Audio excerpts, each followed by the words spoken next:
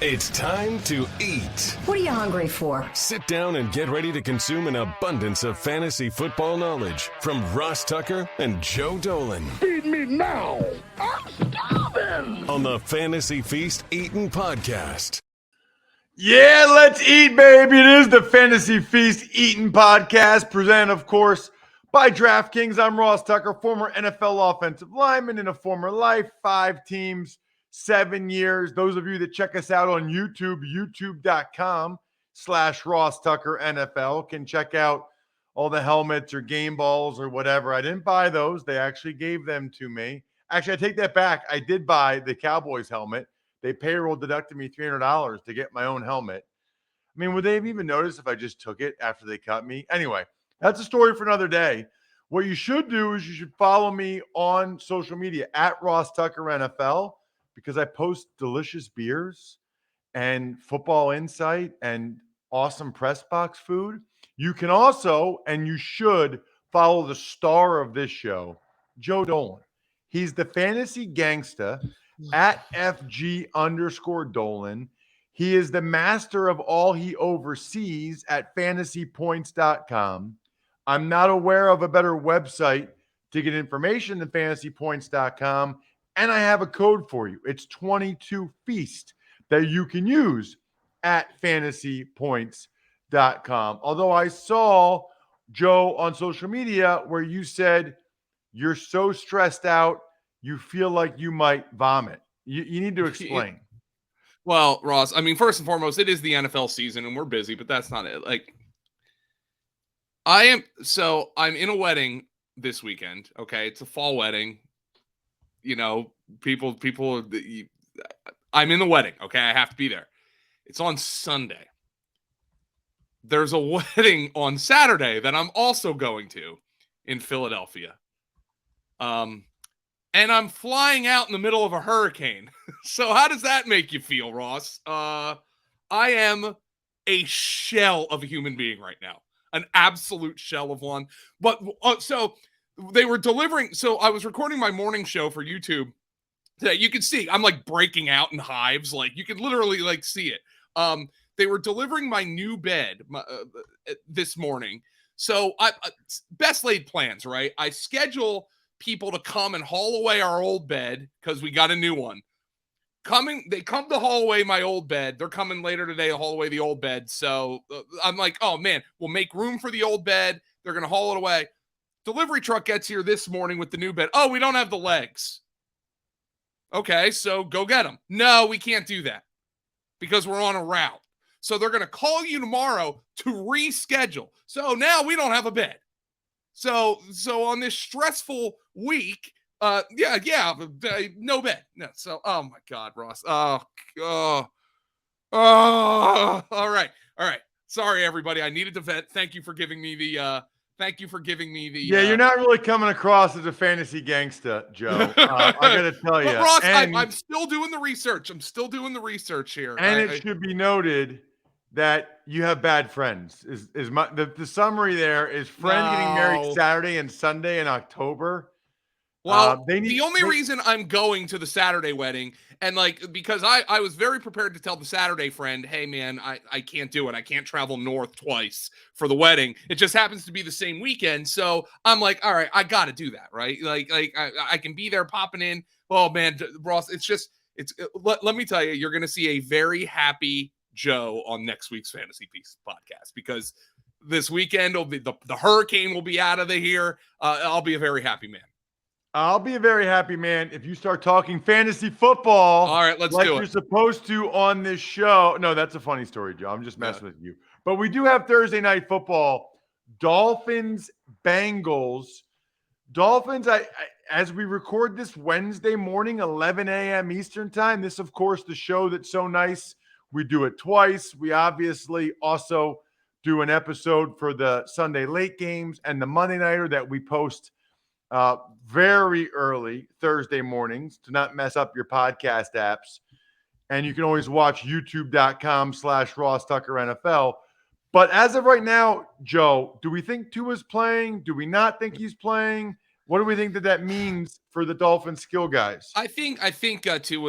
I'm going to say he's playing until proven otherwise. But Teron Armstead is injured. That's a big question mark for Miami in this game. So let's look at that. Now on the defensive side, the Bengals lost DJ Reader, their nose tackle, who's a very strong run defender, also a good interior pass rusher, could maybe open things up for that run game for Miami. Far be it from me, though, to be able to tell you which of those running backs to play, because they've essentially rotated in and out of the lineup through the first 3 weeks. Chase Edmonds and Raheem Mostert. Mostert was the lead back in week 2 after barely playing in week 1. And then what happens? Chase Edmonds scores the two touchdowns in week 3. So it's a really tough situation to get a hold of here. I mean, ideally, Ross, Miami is really one of they're a 2-man fantasy team plus Tua, Hill and Waddle. And maybe you have to plug one of those running backs into a flex spot and just hope that they're the lead back that week. But really, it's Hill, Waddle, and Tua's obviously a downgrade this week because of the injury. So just keep that in mind when it comes to the Miami Dolphins. As for the Bengals here, I mean, they're having a couple of guys who are underperforming their expected fantasy points. So expected fantasy points is a stat that our guy Scott Barrett at fantasypoints.com has developed, and we have it all available on the website. And it basically, it is what it is. It takes league averages from what does a target on the 37-yard line typically produce from a fantasy point perspective. And two guys who are vastly underperforming their expected fantasy points right now on the Bengals are Jamar Chase, but especially Joe Mixon. Joe Mixon is the number 1 running back in expected fantasy points. He is the number 17 running back in actual fantasy points. So there is some positive regression coming. Now, I think a large part of this is because the offense in general has underperformed. So you have to take that into account. By the way, Joe Mixon, I know he had the ankle injury in last week's game. He practiced in full on Tuesday, so he is almost certainly going to be able to go on Thursday night. I think he is in a bounce-back spot. Miami's a tough matchup, but he's a guy I think is going to bounce back, and I think he's going to become a really strong RB1. So another injury to watch for the Bengals, which might increase the target share of Chase, T. Higgins, and Tyler Boyd, is tight end Hunter Henry picked up a groin injury. Or excuse me, Hayden Hurst, one of the other Double H. He picked up a groin injury. So something to watch there for the Bengals. What about the 9:30 game across the pond? Jameis Winston did not practice today, but he is expected to practice tomorrow. Dennis Allen does not sound concerned. Yeah, so obviously that's the big question, because you would think this offense changes drastically just based on the styles of Andy Dalton and Jameis Winston if Andy Dalton cannot play. So how about this? Here, I'm going to throw a stat out to you. First and foremost, Alvin Kamara, another expected fantasy points positive regression candidate, playing through the rib injury. He's probably still playing through pain. I'm not panicking yet on him. Jameis Winston in the second half, the Saints have played from behind 2 straight second halves. Man, that guy out there throwing YOLO balls. Chris Olave has 531 air yards per fantasy points data. So what air yards is how far down the field a player has been targeted in total on all of his targets. That is 155 yards more than the next closest wide receiver, Courtland Sutton. Well, that is a staggering number through 3 games. So Olave, what is that stat again? So he has 531 air yards on his targets. Like basically the totality of how far down the field he's been targeted on his throws. That is 155 more yards than the second place wide receiver, who is Courtland Sutton. That is staggering. Literally, I mean, now, of course, 1 deep ball can skew that, but that's all Olave's getting. He got 9 catches for 147 receiving yards on 13 targets in week 2. So not only is Olave getting these massive targets down the field, but he's also getting a lot of targets. He's had 33 and 34% target shares over the last 2 weeks. Michael Thomas did not practice today. So he's dealing with a toe injury. Jarvis Landry's dealing with a foot injury. Now, if Andy Dalton were to be the quarterback for the Saints, I think that drastically changes Olave's outlook because he's not as aggressive as Jameis. But Chris Olave is a big-time boom wide receiver 3 right now. He's getting so many of these deep balls. All he needs really is to connect on one, and he's going to make your week for you. And he's been doing a little bit more than that right now. What about the Vikings? The Vikings are I thought it was going to be the squeaky wheel game for Justin Jefferson last week. He has disappointed so far. Like, what are you supposed to do? Like, I had people in our subscriber Discord who are like, if Justin Jefferson does anything, I win my matchup. But it's not. But you can't knock yourself for playing Justin Jefferson. You know, like, look what he did in week 1. He'll be fine.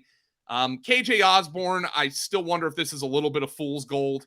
But the concern I have for Jefferson this week, not like you're benching him, maybe it's a DFS concern, is of the potential shadow of Marshawn Lattimore, who obviously has done very good job in the past on receivers like Mike Evans. The Vikings, you play Jefferson, you play Thielen. The key thing here is to watch out for the Dalvin Cook situation. And he has yet another shoulder injury. Last time he did it was in November of last year. He missed 1 game, came back with the harness, and ran for over 200 yards and 2 touchdowns in his next performance. He says he's going to play, could be limited. I would downgrade him, but I'm not sure I'm comfortable playing Alexander Mattison if Cook plays in this game. If not, then absolutely you fire up Alexander Mattison, but that is a situation we've got to monitor. It might come down until game time, which probably does not sound like music to the ears of people on the West Coast who might have to get up at like 4 a.m. to see if Dalvin Cook is active for this London game. Ooh, that's a good point, Joe. Cleveland and Atlanta, I think both these offenses are producing more fantasy points than people thought coming into the year, Joe. Yeah, my little stat about Cleveland, and by the way, that wasn't actually my stat. That was Graham Barfield's stat, and I have to make sure Graham Barfield knows that I love him and make for him making me sound good quite often on this program. But the stat that kind of blew up there, Ross, on Twitter about Cleveland's offense, and Nick Chubb, by the way, has finished as a top 18 running back in every week this year, which is great. Amari Cooper, back-to-back 100-yard and a touchdown games. And then the big one, I think, for Cleveland was David Njoku having a huge game. Kevin Stefanski said he did a great job blocking in the first 2 games.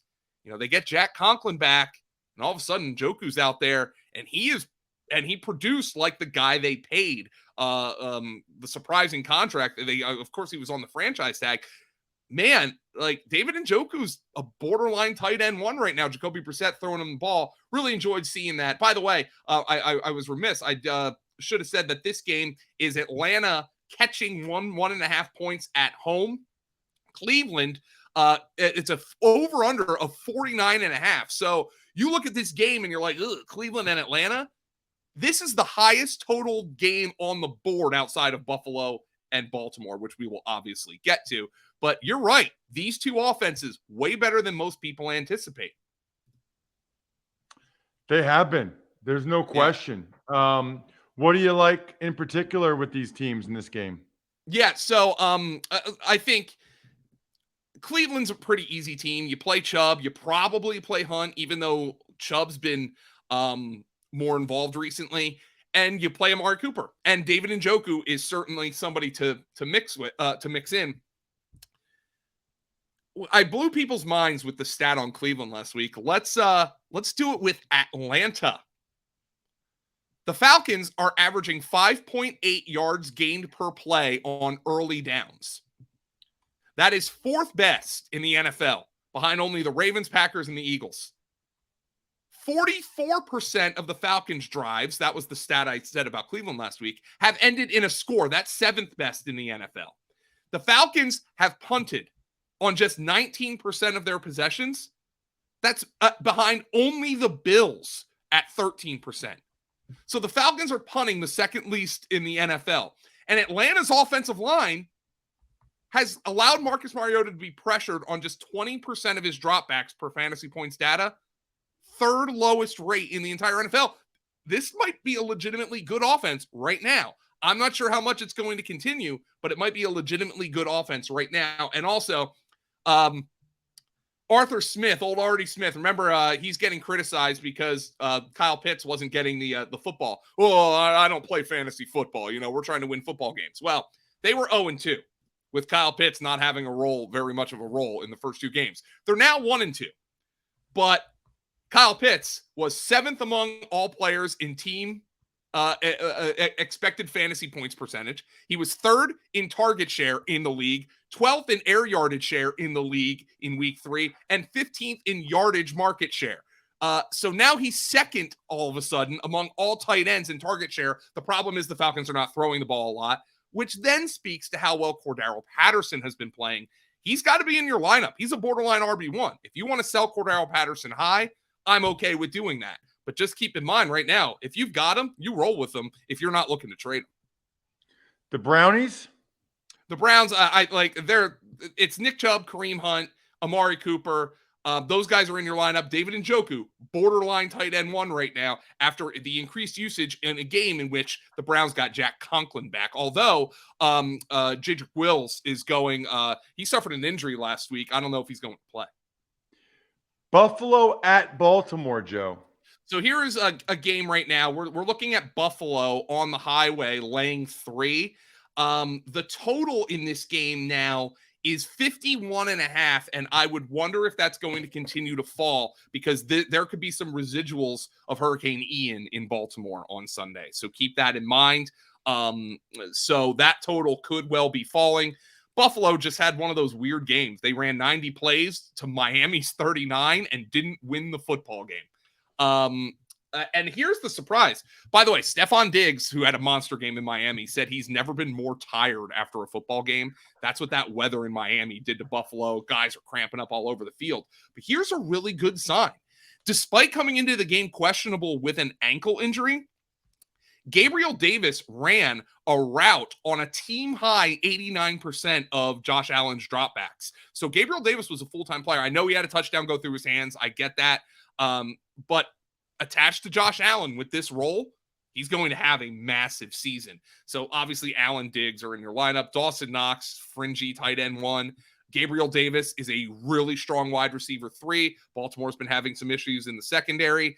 Isaiah McKenzie, he's probably a wide receiver 5 on your bench, but hey, maybe you have some injuries. And Devin Singletary, while this train is rolling, I'm still going to be rolling with Devin Singletary. He caught 9 passes in that game against Miami. So Devin Singletary, a guy who probably not the sexiest name for fantasy, but attached to this Baltimore, to this Buffalo offense, you got to start him right now. Yeah, I think there's no question about it. Anything else in this game of note? Yeah, Lamar Jackson's good. He's probably the MVP right now. To start Lamar Jackson. They finally got some life in the run game with Justice Hill and J.K. Dobbins. I didn't see enough from either of those guys to recommend them as starts right now. They're obviously getting J.K. Dobbins' feet under him. And you're starting Mark Andrews. Now, here is the one thing. I loved Rashad Bateman this year. Adored him. First couple of weeks, 2 long touchdowns, okay? The problem with long touchdowns is they are not really a sustainable aspect, and he's not getting a ton of targets. He has run a route on just 73% of the Ravens' pass plays, which is 62nd most among wide receivers.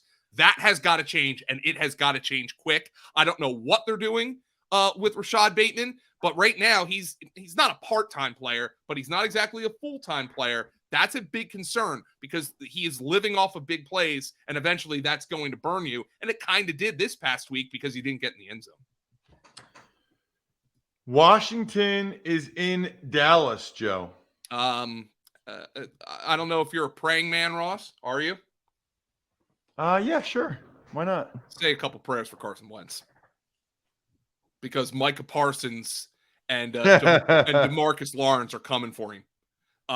Wentz was abominable against the Eagles, and I turn off air on Sirius. I do the Sirius XM Game Day show on Sundays, and the first time that Washington had the football, we were off air. We were in a break, and I saw Wentz take 2 sacks, and I said to Paul Kelly, "This game's over.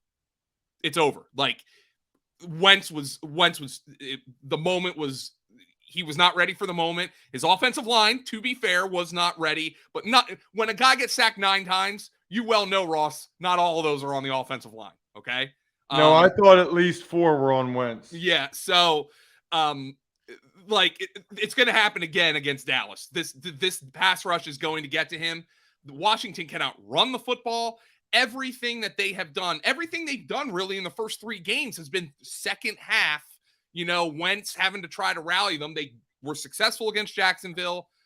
2 weeks ago against Detroit, they made it close, but it didn't get there. And then against Philly, that game was never in doubt in the second half. And everything that they produced was just Wentz chucking the ball down the field. Curtis Samuel has led Washington in targets in all 3 games. He is officially a thing. And with this pass rush from Dallas, I think those short targets are going to be big for Curtis Samuel in this game. But this is a horrifying spot for Washington's offense, coming off of another horrifying spot for Washington's offense. I'm not feeling very optimistic about Carson Wentz this week. Dallas offensively with Cooper Rush, they're getting Tony Pollard involved? Yeah, well, Pollard, though, didn't run a route on a high percentage of Rush's dropbacks. I just don't understand it. Look, here, Pollard's early down carries, by the way, are gaining 5.9 yards per carry to Ezekiel Elliott's 4.0 yards per carry. And Zeke and Pollard have split red zone snaps. And that's bad news for Zeke Elliott. Now, Tony Pollard should be running more routes than he is. But right now, both of these guys to me are like RB3s. Pollard's kind of an upside RB3. I think Zeke's kind of a floor guy, but you really hope he gets in the end zone. You're kind of right. I mean, this is playing out like a lot of people thought it would so far this year. CeeDee Lamb, boy, did he have one of the most horrifying drops you'll ever see. And then, of course, Ross, top 5 all-time bad drop. And then he had a great catch. Then he had a great catch for the touchdown. The good news is Cooper Rush, the moment has not been too big for him, which is really good news because it looks like it's almost certain he's going to play this week. And I think the report was Dak Prescott's angling for week 5, but they're not sure about that. I almost wonder if Cooper Rush winning those 2 games, at least the Cincinnati game being an upset, did this buy Dallas a little more time with Michael Gallup and Dak Prescott to get them back from their injuries. I do expect Gallup to play this week, though I'm not sure if Gallup's going to overtake Noah Brown, at least when Cooper Rush is out there throwing the ball to his practice squad buddy, his scout team buddy, Noah Brown, who's looked pretty good so far. But Gallup is a bench stash if he's out there in your leagues. But Cooper Rush, given this Cowboy offense, more life than anybody could have anticipated. I didn't want to panic after CeeDee Lamb after week 1. I was really close to it. But these last 2 weeks here with Cooper Rush have helped me calm my breath a little bit. I'm back in on CeeDee Lamb all the way. Next up, how about Seattle in Detroit? Yeah, we've got Seattle here catching 4.5. Detroit favored by 4.5. The total in this game, Detroit's been a dead nuts over team. This is a 49.5 point total. So a very high total. Again, a game where you're like, ooh, this game. But the total is high, which means it's a scoring environment. This is for Detroit, the spot where, if you're a fantasy player, I think you probably know this already. Do not expect to have DeAndre Swift for the next 3 weeks. He's got the ankle injury, he's got the shoulder injury. They have 2 games coming up, obviously this week and next, and then the week 6 bye. So I wouldn't expect to have DeAndre Swift until week 7. Jamal Williams, a viable start. Kutztown University's own Craig Reynolds, a deep start if you are dying at running back. And also keep an eye on the status of Amon-Ra St. Brown, who has an ankle injury. Look, if St. Brown plays, you start him, okay? Like, obviously. But if he doesn't, DJ Chark, Josh Reynolds going to get some more targets. Maybe more of a game where you're dabbling because of the total in DFS, as opposed to trying to pick through which of these receivers to start in your season-long league if Amon-Ra St. Brown doesn't play in this game. But Jamal Williams obviously is on the strong RB2 radar here against Seattle, a defense that to me doesn't offer much resistance. Seattle offensively, Joe? So here is the big problem with Seattle's offense. First and foremost, DK Metcalf and Tyler Lockett, they're wide receiver threes. I know this offense is hard to watch sometime, but Geno peppers these guys with targets. You just hope he throws the ball more. DK Metcalf in 6 career games with Geno Smith has never been below a 20% target share. In 6 career games with Geno Smith, Tyler Lockett has never been below a 15% target share, and he's had as high as a 59% target share. So you kind of just have to hope that Geno Smith drops back to throw. And fortunately, the over-under in this game would suggest, and the spread, which has Seattle underdog, would suggest he will be throwing in this game. The backfield is going to be a disaster. And it's way worse than I ever imagined. Travis Homer got hurt last week, and I never victory lap somebody getting hurt. But on air, I'm like, man, this means that they're going to have to roll with Rashad Penny and Kenneth Walker. I'm interested to see, I said to my co-host, man, who's going to get that third down work? Turns out it was neither. They gave it to DJ Dallas instead. So there was a 4-man running back rotation in Seattle. To me, none of these guys are startable until further notice. If it's anybody, it's Penny, and you hope he busts off a long touchdown, which he has not done so far yet this year. Let's move on to the Chargers, the banged up Chargers who might be getting back, which is good for them. Keenan Allen against the Houston Texans.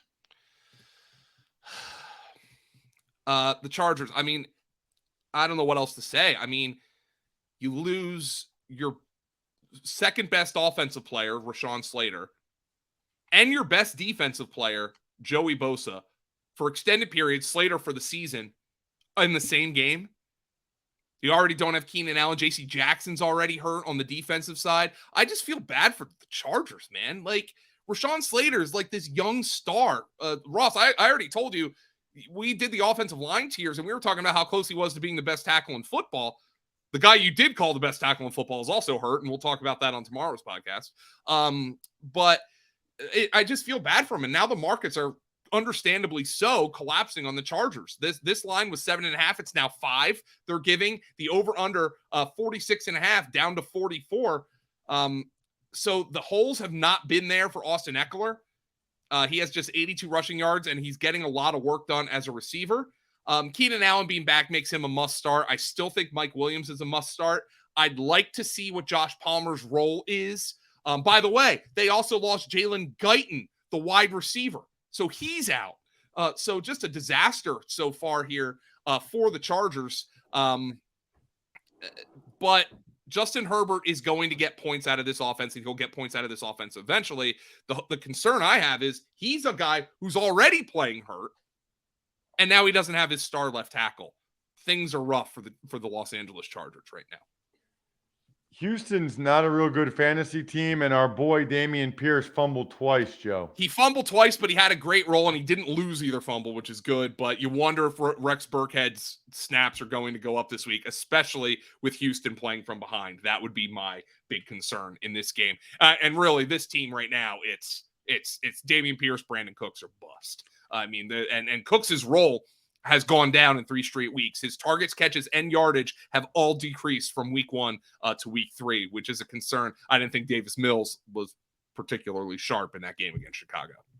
Do you think it's fair to say, Joe, that Derrick Henry, paid off a little bit for people on Sunday? Yeah, he did. And I don't want to be fooled, by the way, here. Tennessee and Indianapolis, we're talking now, by the way. By the way, Titans, Colts, obviously. Yeah, Colts laying 3 at home, 42.5 the total. We've had the rug pulled out from under us multiple times already with Derrick Henry, but second best catch total of his career with 5.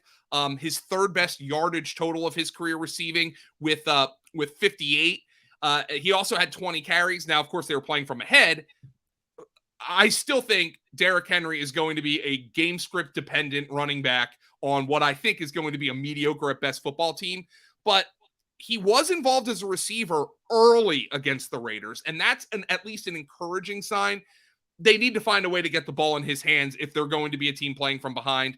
I'm not saying that it's going to be a weekly thing here, but this really does raise Henry's profile if he could be expected to be targeted 3 to 4 times a game as opposed to just 1 or 2 times a game. It does raise his profile. One other note for Tennessee, who, by the way, is a horrific fantasy team. Treylon Burks is now a full-time player. After playing after running routes on just 37% of Ryan Tannehill's dropbacks in week 1, it went up to 61% in week 2 and is now 96%. Treylon Burks is a full-time player in that offense. Yeah, well, he's been pretty productive with the opportunities he's gotten.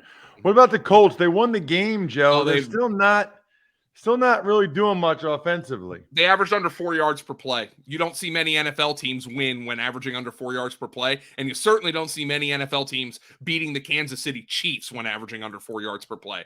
Kind of a freaky kind of game. The Colts to me, while I'm keeping an eye on Alec Pierce, they're a 2-man fantasy show for me. Jonathan Taylor, well, let me rephrase. They're a 2.5-man fantasy show for me. Jonathan Taylor and Michael Pittman are hammers. I'd really like to see Taylor get in the end zone sometime soon. That would be nice. But Nyheim Hines in a PPR league is a viable flex with the targets he's getting. He's the only other receiver on this team I trust outside of Michael Pittman. And this tight end situation is abominable. I love Jelani Woods' talent. He scored 2 touchdowns in that game. But if you pick up Woods, you're like, oh, he's going to get touchdowns. You know damn well Mo Alley Cox is scoring this week. And then next week, you're going to pick up Mo Alley Cox. Oh, he's getting the targets in the red zone. And then Kylan Granson's going to score the next week. So it's a 3-man tight end rotation on a bad football team, an offensive line that constantly has Matt Ryan under siege. I'm not really buying the Colts based off of what I'll flat out call a fluky victory. Speaking of fluky, not sure I thought it'd be the 2-1 Bears against the 2-1 Giants, where one of those teams is going to have 3 wins after 4 games. Fluky is about right for the Bears. Ross, I got to tell you, the company that Justin Fields is in this year is horrifying. Justin Fields has 23 completions and has taken 11 sacks through 3 games. The last time a quarterback started a season with fewer than 25 completions and 10 or more sacks in 3 games was David Carr in 2005 at the end of his inglorious tenure. The last quarterback to do it before then, was Tim Couch with the expansion Browns in 1999. Meanwhile, Justin Fields and the Bears have gone 3 straight games without completing 10 passes. The first quarterback to do that since 2011 and the Tim Tebow Broncos. So Justin Fields is up there with David Carr, Tim Couch, and Tim Tebow. We don't see quarterbacks come back from this. And, by the way, the team doesn't trust him to throw, as he threw only 11 passes when they were down by 3 scores against the Green Bay Packers. Darnell Mooney is droppable. You should have already dropped Cole Kmet. The only player who I can play from Chicago this week is Khalil Herbert, the running back. Their run game's been really good. Their pass game is historically bad. It is horrendous. Giants? Well, I feel bad for Daniel Jones. I feel bad for Brian Dable because they're not going to have, it's literally going to be Richie James, David Sills, and they have to throw Kenny Golladay out there. They have no choice. Sterling Shepard's out for the year. It doesn't look like Wan'Dale Robinson or Kadarius Toney are going to play this week. If you're dying for a receiver, you can play Richie James. Daniel Bellinger, the tight end, is somebody, if you're hurting at tight end, maybe pick him up and see what he does this week, because I think they're going to need him. They need somebody to catch passes out there. But Saquon Barkley is back, and that's a good sign. Saquon Barkley has gained 15 or more yards on 11.3% of his carries. That's the 4th highest rate in the league behind Lamar Jackson, DeAndre Swift, and Aaron Jones. Saquon looks like Saquon for the first time in a couple of years, and that's all's right with the world when Saquon looks like Saquon. Yeah, I'm happy for him. I'm happy for Giants fans. What about one of the games of the day, maybe the Yeah. game of the day, the Doug Peterson Bowl, Jacksonville Jaguars at the Eagles. Yeah, so Eagles are laying 6.5 in this game. 47.5 is the total. Again, watch the weather. This one could be rainy with the residuals from Hurricane Ian. Hopefully Dolan's able to get to Philadelphia for the weddings because of Hurricane Ian. The Eagles, so Ross, like Eagles fans can never be like fully happy. The big thing is, they can't score in the second half, okay? Ross, they could still be playing that game against Washington. And Washington wouldn't have come back, even if the Eagles didn't score in the second half, okay? They did not need to. Jalen Hurts has thrown for over 250 yards in each of the past 2 first halves. How many wide receiver duos in the NFL are better than A.J. Brown and Devontae Smith? 2 or 3, maybe? I don't know. Waddle and Hill, Higgins and Chase. I'd struggle to come up with another one that has 2 guys as good as Brown and Smith. Those 2 guys are weekly starters. Jalen Hurts is obviously an MVP candidate right now. Dallas Goedert is a yak monster. He might be second to only George Kittle in that at the tight end position. Miles Sanders has been the Eagles' lead back. He disappointed against the Commanders, but in a potentially rainy game, I wonder if Miles Sanders' legs will be a big focus for the Philadelphia Eagles. Ooh, interesting. All right, what about the Jags? So the Jags, Trevor Lawrence is playing really well. Doug Peterson's doing a great job. Here is the good news. First and foremost, the Eagles have probably the best outside corner duo in the NFL. But don't worry, because they also have one of the best slot corners in the NFL too. But if I was looking to exploit an Eagles pass defender, it would, by process of elimination, it would probably be Avonte Maddox, the slot corner. Christian Kirk runs 81% of his routes from the slot. So Christian Kirk is going to be a startable guy. The question I have now, what does the Jaguars running back rotation look like if they're playing from behind? Now they're 6.5 point underdogs in this game, but this has been a better football team than expected. James Robinson has been their clear lead back. I actually think Travis Etienne has looked really good. Per Fantasy Points data, he is 7th in the NFL in missed tackles forced per carry and is 9th best in yards per route run for running backs. So Etienne, in that kind of ancillary role, has been really good. I do hate analysis that says, well, if you take these big plays away, then the guy hasn't done anything. I hate that analysis. But it is worth pointing out, I'm just saying, that James Robinson has 2 long runs in the last 2 weeks, and he was untouched on both of them. Like, literally untouched. So, great blocking, bad defense, whatever the case. I do think we'll see a little more Travis Etienne in this game. I think he's startable as a flex, but James Robinson right now is a weekly running back too. Last but not least, Joe. It's a big slate here. Yeah. Jets, Steelers. Yikes. Well, is this the Zach Wilson game? Is this the game where Zach Wilson comes back? And then to me, this becomes an information gathering game for the Jets. Joe Flacco has thrown over 150 passes in 3 weeks. Ross, I cannot come close to imagining the Jets want Zach Wilson dropping back 50 times. I can't. And then the question I have is, how much of like Tyler Conklin's production, how much of Breece Hall's production, how much of Michael Carter's production is simply because the Jets have been running so many pass plays? And if they slow the pace down, maybe play in a closer game without a wild game script, what does that offense look like? By the way, with a new quarterback. So if Zach Wilson plays in this game, I got to be honest, I'm not really comfortable starting any Jet. I know you might have to throw Breece Hall into a flex. I get that. You don't want to bench Garrett Wilson with how he's looked, though he picked up the rib injury in that game. Conklin's been the tight end 3 this year. So you want to look at this and say, I can't sit any of these guys, but I do anticipate that offense could look drastically different this week. I think it's an information gathering game for me for the Jets offense, presuming Zach Wilson is the quarterback. Steelers? Terrible offense. Trubisky, he doesn't throw across the middle. And anytime there's pressure, he's running around out there. Don't worry, Ross.